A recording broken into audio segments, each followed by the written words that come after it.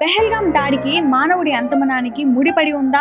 ओए था कोई दिसता जहांगीर तो क्या बिहारियां पे था जो दे यार मौत की कसम दिए ప్రపంచం అంతంపై బాబా వంగ షాకింగ్ జోషంలో ఏముంది? పెహల్గాం ఉగ్రదాడి బాబా జోషంలో భాగమేనా? నమస్తే, వెల్కమ్ టు తెలంగాణ వ్యూ. నేను తేజ మేచర్ల. బాబా వంగ వారు చెప్పిన మాటలంతా తేలికగా కొట్టిపారేయలేం. ఎందుకంటే 50 ఏళ్ల క్రితమే భవిష్యత్తును ఊహించిన బాబా వంగ చెప్పిన చాలా విషయాలు ఇప్పటికే నిజమై కనిపించాయి. రాబోయే కరోనా దాడి గురించి ఆమె చెప్పిన మాటలు ఇప్పుడు ప్రపంచాన్ని కలవరానికి గురి చేస్తున్నాయి. 2025 ఘోరకల్ని చూపిస్తుందనే కంగారు పడుతుంది. బాబా వంగ 2025లో యూరప్ లో ఒక పెద్ద యుద్ధం జరుగుతుందని జోషం చెప్పారు.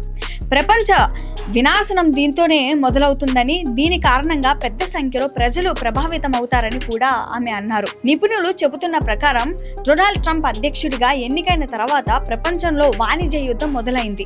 ఇప్పటి వరకు అమెరికా వంటి దేశానికి మద్దతుగా నిలిచిన అనేక యూరోపియన్ దేశాలు కూడా ట్రంప్ విధానాలను వ్యతిరేకించడం ప్రారంభించాయి. ఈ యుద్ధం ఇలాగే కొనసాగితే పరిస్థితి తీవ్రంగా మారవచ్చు. యూరప్ లో అరాచకం ఏర్పడవచ్చు. వాణిజ్య యుద్ధంలో ధరలు విపరీతంగా పెరిగి ప్రపంచంలో కరువు పరిస్థితులు ఏర్పడే అవకాశం ఉంది. బాబా వంగ మరొక భవిష్యవాణిలో 2043 నాటికి ప్రపంచంలో ఇస్లామిక్ పాలన వస్తుందని చెప్పింది. చాలా మంది పెహల్గాం దీన్ని ముడిపెట్టి చూస్తున్నారు. బాబా వంగ ఈ భవిష్యవాణిని పాకిస్తాన్ గురించి చెప్పిందని కొందరు అంటున్నారు. పెహల్గాం దాడి తర్వాత ఆసియాలో ఉద్రిక్త పరిస్థితులు నెలకొన్నాయి.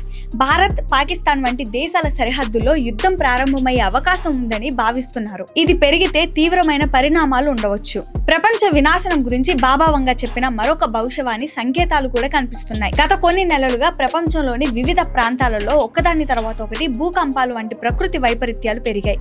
ఇటీవల మైనమార్లో సంభవించిన శక్తివంతమైన భూకంపంలో చాలా మంది మరణించారు. ఇలాంటి ఒక భవిష్యవాణిని జపాన్ కు చెందిన మరో వ్యక్తి కూడా చెప్పారు. జూలైలో జపాన్ లో సునామీ వచ్చే అవకాశం ఉందని తాను జోష్యం చెప్పారు. సో ఇవి ఇప్పటి వరకు అప్డేట్స్. మరిన్ని అప్డేట్స్ కోసం చూస్తూనే ఉండండి తెలంగాణ వ్యూ.